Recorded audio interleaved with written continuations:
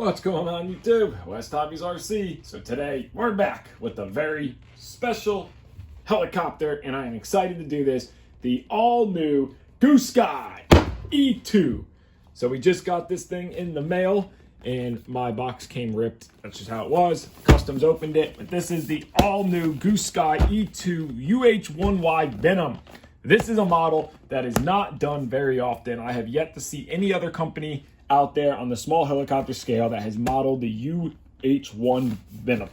So Goosky, incredible box art. They did a great job. We can flip the box around. You can see some of their stock photos that they have done. On the back is another picture of the full scale. Direct drive, New Dawn. On this side is some technical specs that you can read. So let's open this thing up. Hit that like button, hit that subscribe button, and let's get started. Like all Goosky products, I'm assuming this, and it does, comes in a foam case. So I usually like to keep my sleeves, but unfortunately mine got opened by customs and they tore it all up. So might not be able to keep it, but we're gonna try taping it up. So you can open your box in and slide out your foam protective case. So we can set the sleeve to the side, flip this guy over. There you go, Goosky, all red, same foam case that they always do. There will be two latches. Flip these guys open and let's open this thing up and see what's inside. And there it is. So you got the UH-1Y Venom.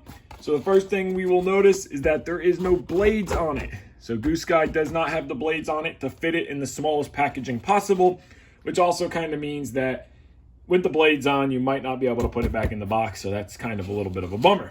So the first package we got here is the tail blade. So here is your tail blade. And that'll get mounted onto that. The next package we have is our main blades. And we will open these up in a second, but just look how detailed these are. So they only give you one set. There's no spares on the main blades or tail blade. The next package down here is a dust in the back. Here is your blade bolts and washers. So this is for mounting your main blades, and your tail blade screw and bolt is in the actual. Now, one thing I wish they would have made that the same color so it would actually blend it in. That's no big deal. In this little bag here is some spare parts. You get a screwdriver, little Allen, some zip ties, a spare main shaft, and some extra little screws and washers. Typical Goosky fashion.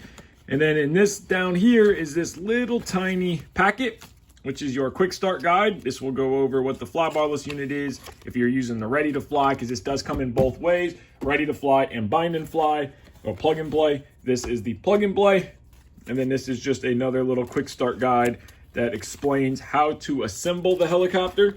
So it tells you your blades to go on, which way the blade should be, how the tail blade should go on. Make sure you put the tail blade on the correct direction so that way you do not have it backwards and will cause poor tail performance. Down here is one of the coolest things on this. It flies on a massive battery, a 3S 1600 milliamp XT30. 1600 milliamps on a helicopter this size. This thing's gonna fly for like 15 minutes. Like, this is a huge battery for this little helicopter. So now the last thing left in this case is the actual helicopter itself. So we're gonna pull this guy out, move everything out of the way, and let's get a better look.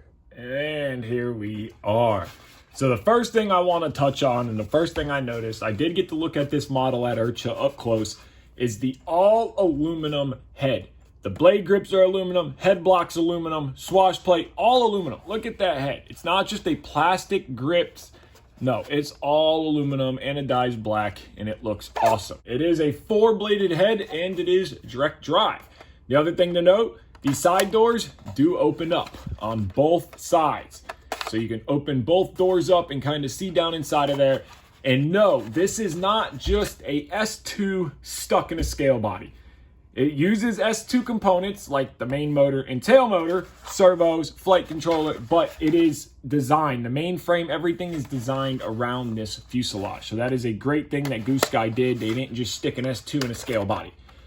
So the fuselage is all plastic, and you got some subtle little things like Goosky right here. You can barely notice it, but you see all your panel lines, all your details, pop rivets, line cutters. You see your cannons on the side, your intake, which is actual functional intake. It goes all the way through, and then it doesn't exit. But you got your exhausts down here. Very nice and detailed skids. If you flip the helicopter over, you can see the flight controller, the motor, everything down inside of there. Coming back, your front is another cutter here, little camera looking thing. You got your windows are all painted flat black, and this whole front cover does pop off. So if you grab it and just give it a pull, the whole nose cone comes off. You can see inside of there, it looks like it's all injection molded fuselage. And then you can see your inside where your battery's gonna slide into here. Your XT30 has a mount already, so you don't have to worry about messing around with plugging it in. It's right there. You can just pop the XT30 in. You can see your flight controllers right here. So for guys running Spectrum like we will be running on this one, we're gonna put a DSMX satellite. We can figure out which one of these ports, which I will show you which one it is, and that is where your satellite will plug into, or if you're using a different receiver. This does go off of Futaba SHFSS protocol. So if you're using a Futaba or if you're using a Radio Master, you combine without having to add a secondary receiver. Now moving back, you can see stars and bars, Marines, direction arrows, more scale detail, your tail fin, skid. You can see your horizontal stabilizer, the vertical part of the fuse going up to your tail motor. This is an S2 tail motor, a carbon fiber mount screwed in through the backside. Very, very simplistic, but very nice at the same time. They did a really good job. Your skids, 4 screws, the whole fuselage goes together with what it looks like a couple 6, 12, 14, maybe 14, 15 screws. And I'm sure the fuselage would just separate. So if you ever needed to fix anything, you had a crash, you need to replace something, it doesn't look like it would be too bad to take this thing apart, which I'm sure all scale helicopters are not the easiest, but you guys don't really fly these for 3D anyways.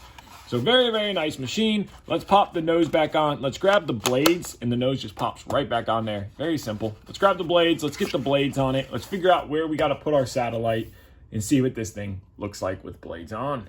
So for installing your main blades, we'll start at the main blades first, and then we are going to go to the tail blade. Very simplistic. Now we are doing this. The radio setup is going to be its own video from this unboxing and review. So if you are setting this up to your own radio, make sure the blades and tail blades are off, but we'll go over that.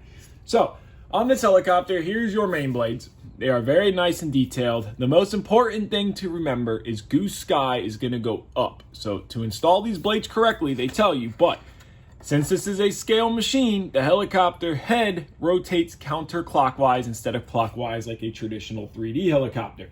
So you're going to grab 2 of these aluminum shims here. So these little guys right here, and they're gonna fit inside the blade. There's a recess in the blade for them to fit. So one on top, one on bottom. You're gonna pinch them together while you slide it into the head, into your blade grip, and you're gonna come back with your screw. You're gonna slide that in from the top, and it is a 1.5 millimeter driver. You're gonna take your lock nut on the bottom, hold that into place, get your lock nut started, and then tighten this all the way down until it's tight, but not super tight. There is a recess in the bottom of the grip. I will show you in a second for the lock nut. So there's, I don't know if you can see that or not, but there's a recess for the lock nut. So we want our blades to, that's about good right there. You don't want them to be super loose. You don't want them to be super tight. So you're gonna follow that on all 3, the other 3 blades. And remember, Goose Sky up, and the head's gonna spin counterclockwise. So the leading edge of the blade is this long part of the blade without this cutout. Leading edge is gonna lead, so you want it to spin counterclockwise. So now get your other 3 blades on, and then we can move on to the tail blade.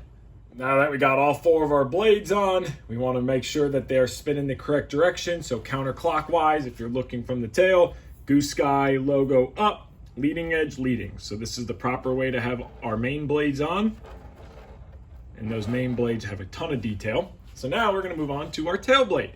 Now for the tail blade, another important one, Goose Sky made it very simple so you can't mess it up, but I've still seen people do it. You will see that that tail blade is notched right there. That notch is going to go against the tail motor notch right here. There's a little notch in the tail motor, kind of hard to see right there. So we want the curved side of the blade to face the motor, so we are just going to line that up, and we are going to line our notches up just like this, push it on right into place. If you have to force it, then your notch is not correct. I would recommend putting a dab of Loctite on this screw. I'm not doing it right now because I'm about to pull the blades back off so we can do the radio setup. And then you're just going to tighten this up. When you have Loctite, grab the motor, snug it up. Don't go overboard. If you tighten this screw up too much, you put too much pressure on this screw here, you can risk cracking the tail blade. So now that is the proper way for the tail blade to be on. Now our tail is done. The tail blade looks fantastic. My only complaint is I wish this beauty washer right here was gray. But other than that, it looks really, really good. Main blades look great. So there we have our blades installed. So there you guys go, the unboxing and my review on the all-new Goosky E2, which is a UH-1Y Venom. I'm excited to see Goosky coming into the scale helicopter market. This is awesome. Hopefully we can see some bigger ones like an RS4 into a scale body, but this thing just looks incredible. So there you guys go. Stay tuned for the radio setup video that will be posted the day after this. So tomorrow's video will be the radio setup. So I guys hope you enjoyed this video. If you haven't already, hit that like button, hit that subscribe button. Take care and have a great day.